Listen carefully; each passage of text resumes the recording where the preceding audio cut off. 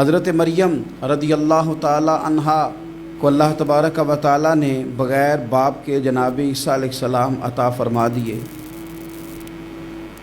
اب اس بات کو جب لوگوں کے سامنے پیش کیا جائے گا، لوگ کیا رائے دیں گے، یہ بھی تو ایک مشکل کام ہے نا۔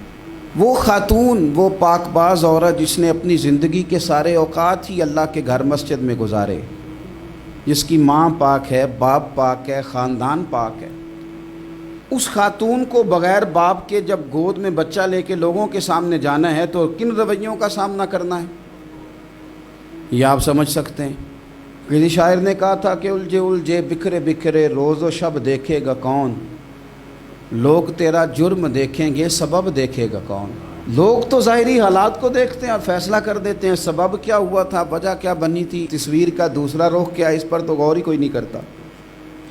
اور پھر مخلوق تو فنکار ہے اس درجہ کے پل بھر میں، سنگے در کعبہ سے بھی اصنام تراشے، تم کون ہو کیا چیز ہے داغ کبابی۔ لوگوں نے تو مریم پہ بھی الزام تراشے، بڑے بڑے باعزت باوقار لوگ، اور ذرا سا کہیں کوئی نقطہ لوگوں کو نظر آتا ہے تو لوگ اس نقطے کو بہت بڑا قصہ بنا لیتے ہیں، بہت زیادہ داستان سرائی کرتے ہیں، نیک لوگوں کو بڑی تکلیف پہنچاتے ہیں۔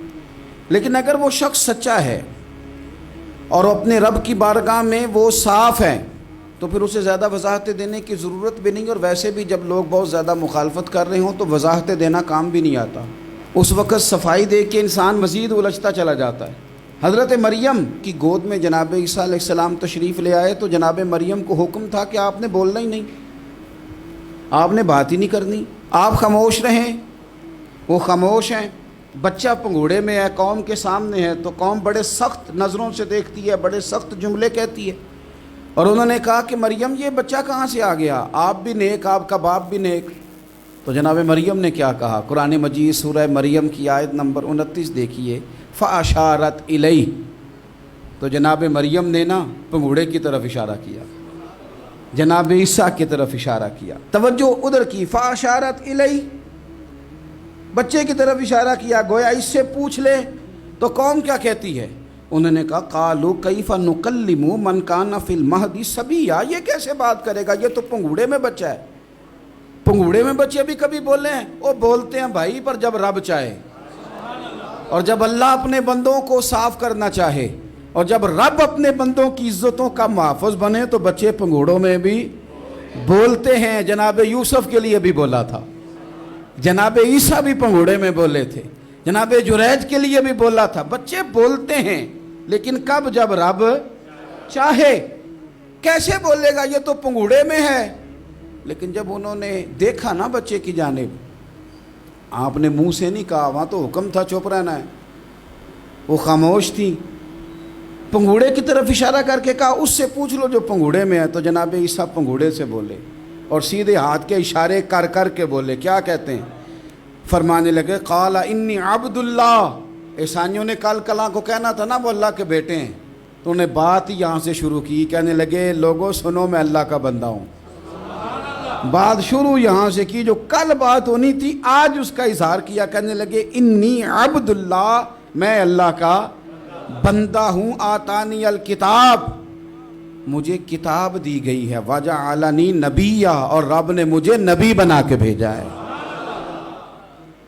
10 منٹ پہلے جناب مریم کے بارے میں رائے لوگوں کی اور تھی، اور 10 منٹ کے بعد اور تھی، 5 منٹ پہلے باتیں اور تھیں اور 5 منٹ کے بعد باتیں اور تھیں۔ جب رب بندوبست کر دے، جب اللہ اہتمام کر دے، میرے بھائی ضروری تو نہیں کہ ہم پریشان ہی رہیں کہ یار یہ کام میں نے کیا نہیں، میرے کھاتے ڈال دیا گیا، یار اس جرم کا میں مجرم ہی نہیں اور میرے منہ پہ سیاہی ملنے کی کوشش کی جا رہی، یہ میرا کھاتا ہی نہیں اور لوگ مجھے تکلیف دے رہے ہیں۔ ضروری نہیں کہ آپ ہی وضاحت کریں، میرا رب بھی بندوبست فرما دیا کرتا ہے۔ مدینے والے مطالبے نہیں کرتے تھے۔ حضرت انس بن مالک کہتے ہیں ایک دن وہ سارے اکٹھے ہو کے آئے، 2 کام تھے انہیں۔ ایک تو کام یہ تھا کہ حضور ہمیں اونٹ چاہیے، ہمیں اپنے کھیت سینچنے کے لیے، مال برداری کے لیے اونٹ چاہیے، اور دوسرا ہمیں نہر کھدوا دی جائے، کچھ پانی کا بندوبست ہو جائے تاکہ کھیتی باڑی میں آسانی ہو۔ وہ اپنے 2 مطالبات لے کے نبی پاک کی بارگاہ میں آئے۔ کئی دفعہ کو آ جائے نا، کچھ لوگ آتے ہیں تو بندے کا دل کرتا ہے اس نے پتہ نہیں جانا کب ہے، اور کچھ آ جائیں تو بندہ کہتا ہے اتنی بھی جلدی کیا ہے، ذرا ٹھہر جائیے۔ کچھ لوگوں کا دل ہوتا ہے، کسی نے کہا تھا نا مثل تعویذ ہوتے ہیں کچھ لوگ، وہ جب بھی ملتے ہیں شفا ہوتی ہے۔ انصار آئے اپنی 2 باتیں لے کے کہ ہمیں اونٹ مل جائے اور نہر کھدوا دی جائے۔ جیسے وہ آئے نا تو حضور کا چہرہ نور ان کو دیکھ کے کھل گیا، فرمایا مرحبا مرحبا، میرے انصار آ گئے۔ اور کریم فرمانے لگے انصار مدینہ آج تم جو بھی مانگو گے نا میں رب سے دعا کروں گا اور اللہ تمہیں عطا کرے گا۔ ذرا دیکھنا میں جو بھی تم مانگو گے۔ اور سجنوں ہم کیا مانگتے ہیں؟ ہمارا سوال کیا ہوتا ہے؟ کبھی موقع ملے تو ہم کیا مانگیں گے؟ زیادہ سے زیادہ دنیا جائیداد، دولتیں، شہرتیں، نام، حکومتیں۔ وہ گھر سے ارادہ کر کے آئے تھے کہ ہم نے اونٹ لینا ہے، نہر کا مطالبہ کرنا ہے۔ حضور نے فرمایا جو کہو گے نا ملے گا۔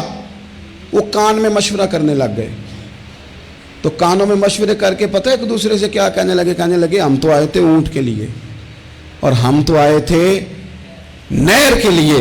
اب کریم فرما رہے ہیں جو مانگو گے ملے گا، تو اونٹ بھی چھوڑو نہر بھی چھوڑو، حضور سے بخشش کی دعا نہ کرا لے، نبی پاک سے یہ نہ عرض کریں کہ سونے ہماری بخشش فرما دو۔ چھوڑو اونٹ کو بھی، چھوڑو نہر کو بھی، یہ تو سستا سودا ہے۔ کریم سے وہ کیا کہا میرے اعلیٰ حضرت نے؟ فاضل بریلوی فرمانے لگے مانگیں گے مانگے جائیں گے، منہ مانگی پائے منہ مانگی پائیں گے، سرکار میں نہ لا ہے نہ حاجت اگر کی ہے۔ پھر کہنے لگے کون دیتا ہے اور دینے کو منہ چاہیے، دینے والا ہے سچا ہمارا نبی۔ اور واہ کیا جود و کرم ہے، واہ کیا جود و کرم ہے، شہ بطحہ تیرا نہیں سنتا ہی نہیں۔ یہ جس طرح میں پڑھ رہا ہوں اس طرح بھی تو شعر سنے نا، نہیں سنتا ہی نہیں۔ کون؟ مانگنے والا تیرا، مانگنے والا تیرا۔ اور میں تو مالک ہی کہوں گا کیونکہ ہو مالک کے حبیب، یعنی محبوب و محب میں نہیں میرا تیرا۔ وہ چھوڑو اونٹ تو مل ہی جائے گا، بخشش کی یہ اخلاص ہے، یہ للہیت ہے۔ فوراً عرض کرنے لگے حضور آپ ہماری بخشش کی دعا کر دے۔ تو نبی پاک نے ہاتھ اٹھائے، کہا یا اللہ ان کی مغفرت فرما دے، یا اللہ انہیں بخش دے، یا اللہ ان پہ رحمت فرما دے، اللہ ان پر کرم نوازی کر۔ تو عزیز دوستو، آپ جب مخلص ہو جاتے ہیں، جب آپ کے اندر للہیت آ جاتی، جب خلوص نصیب ہو جاتا ہے، پھر زندگی میں آپ محسوس کرتے ہیں کہ بہت ساری کرم نوازیاں قریب ہونے لگی ہیں۔ ایک حدیث نہ سناؤں آپ کو ابن ماجہ سے؟ ترمذی شریف میں بھی موجود ہے، مشکات میں بھی موجود ہے۔ حضرت ابو امامہ باہلی رضی اللہ تعالیٰ عنہ فرماتے ہیں کہ نبی پاک علیہ السلام نے میرے سامنے یہ الفاظ بیان کیے، اور یہ ذرا الفاظ دیکھیے حضور کے کس طرح کے ہیں۔ حضور فرمانے لگے میرے دوستوں میں سب سے زیادہ میرے نزدیک قابل رشک وہ مومن ہے جو ذرا ہلکا پھلکا سا ہوتا ہے، اس پر ذرا ذمہ داریوں کا بوجھ کم ہوتا ہے، جس کا دائرہ زندگی ذرا محدود ہے، ہلکا ہے، بہت زیادہ اس نے اپنے اوپر بوجھ نہیں ڈالے ہوئے۔ اور حضور فرمانے لگے نماز میں اسے لذت حاصل ہوتی ہے، اس کا نماز میں بڑا حصہ ہے۔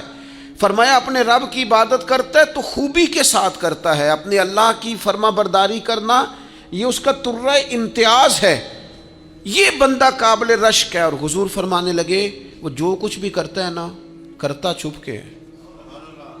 یہ قابل رشک مومن کی حضور علامتیں بیان کر رہے ہیں۔ فرماتے ہیں وہ بندہ گمنامی میں رہتا ہے، چھپا ہوا رہتا ہے، اٹھ بلے آ چلو تھے وسیے جتے وس دینی سارے ینے، نہ کوئی ساڈی ذات پچھانے نہ کوئی سانو منے، چھپا ہوا رہتا ہے۔ اور حضور فرماتے ہیں یہ قابل رشک ہے جس کی طرف انگلیوں سے اشارہ نہیں کیا جاتا۔ وہ حضرت جا رہے ہیں، وہ چوج صاحب جا رہے ہیں، وہ دیکھو فلاں گے، انگلیوں سے لوگ اشارہ نہیں کر، قابل رشک مومن ہے۔ اور نبی پاک علیہ الصلوۃ والسلام فرماتے ہیں روزی بھی اتنی ہے اس کے پاس جتنی اسے ضرورت ہے، بقدر ضرورت اللہ نے رزق دیا ہوا ہے، اور وہ اس پر صابر بھی ہے، شاکر بھی ہے۔ اور حضور فرماتے ہیں اس کی موت بھی چٹکیوں میں آتی ہے، اور تعلق بھی تھوڑے ہیں، پیچھے رونے والے بھی زیادہ لوگ کوئی نہیں۔ یہ بندہ جو چھپا ہوا ہے، یہ جو گمنام سا ہے، وہ شہرت سے بچنے والا پیچھے پیچھے رہتا ہے۔